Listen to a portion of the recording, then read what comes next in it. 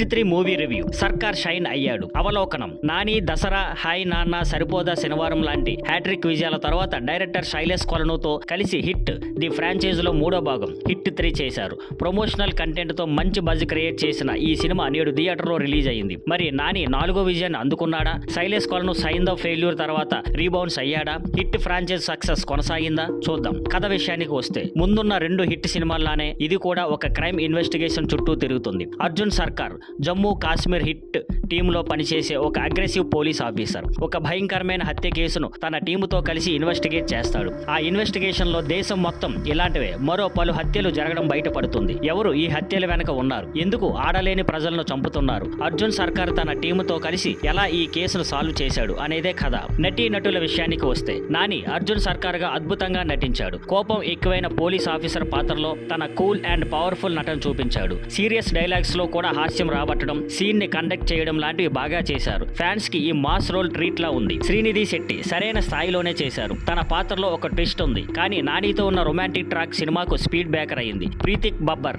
Villain గా okay చేశాడు, కానీ విలన్ పాత్రలో పవర్ లేకపోవడం వల్ల పెద్ద ఇంపాక్ట్ ఇవ్వలేదు. రావు రమేష్ తన పాత్రలో బాగా చేశారు. సముద్రకని సరైన కామెడీ సీన్స్ ఇచ్చారు. సినిమాలో 2 సర్ప్రైజులు, క్యామియోలు ఉన్నాయి. 2 స్టార్స్ వస్తే థియేటర్లో పెద్దగా చప్పట్లు, కేకలు రావడం జరిగింది. టెక్నికల్ అంశాలు. మిక్కీజే మేయర్ బీజిఎం 2వ భాగంలో బాగా ఉంది, కానీ ఫస్ట్ హాఫ్ లో అంతగా ఇంప్రెస్ చేయలేదు. కార్తీక శ్రీనివాస్ ఎడిటింగ్ ఇంకా బెటర్ గా ఉండాల్సింది. ముఖ్యంగా romantic track, lengthy action block లో 15 నిమిషాలు కట్ చేసి ఉంటే సినిమా మరింత ఇంట్రెస్టింగ్ గా ఉండేది. సాను వర్గీస్ సినిమాటోగ్రఫీ బాగుంది. జమ్మూ కాశ్మీర్ లొకేషన్స్ బాగా చూపించారు. ప్రొడక్షన్ వాల్యూస్ కూడా బాగున్నాయి. పాజిటివ్ విషయానికి వస్తే నాని అద్భుత నటన, 2 సర్ప్రైజ్ క్యామియోలు, second half BGM, pre climax action sequence, Jaipur episodes. Negative విషయానికి వస్తే రొమాంటిక్ ట్రాక్ అండ్ పాటలు, విలన్ పాత్రలో బలం లేకపోవడం, ఫస్ట్ హాఫ్ లో BGM, editing, first half slow face.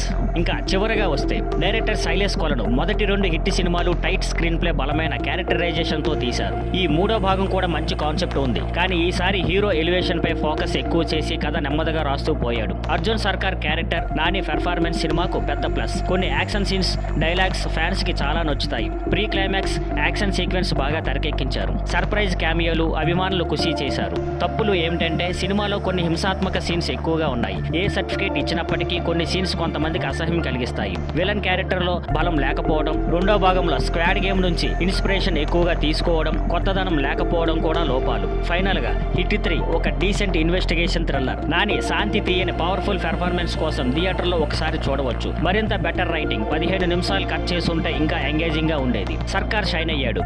సూర్య రెట్రో.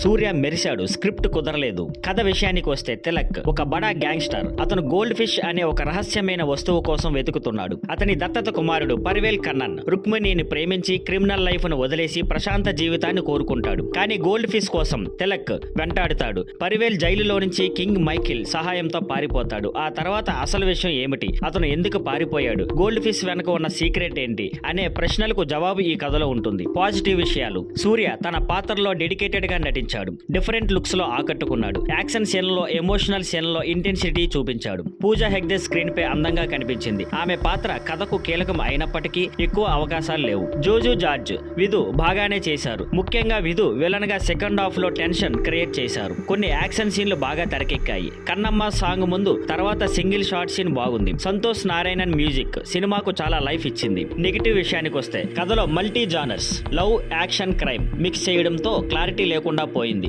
మొదట లవ్ స్టోరీలా మొదలై తర్వాత క్రైమ్ డ్రామాగా మళ్ళీ క్లైమాక్స్ లో మారిపోవడం గందరగోళంగా ఉంది. స్క్రీన్ ప్లేలో లోతు లేదు.